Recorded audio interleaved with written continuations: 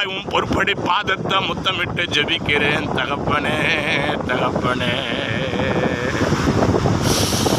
அப்பா அப்பா இயேசு ராஜா, உன் கிருபை என் மேல ஊற்றும்படி ஜெபிக்கிறேன்.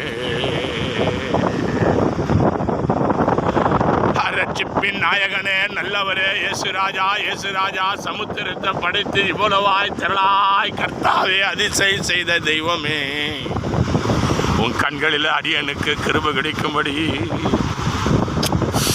இந்த 6ஆம் தேதி 2ஆம் மாதம் 2026 வருஷத்தில் உன் திருவடி பாதப்படியில் அடியன் ஜெபிக்கிறேன். ஜெபத்துக்கு உன் கண்கள் திறந்தவனும் கர்த்தாவின் செவிகள் கவனிக்கிறதுமா இருக்கும்படி வேண்டி ஜெபிக்கிறேன் என் தகப்பனே.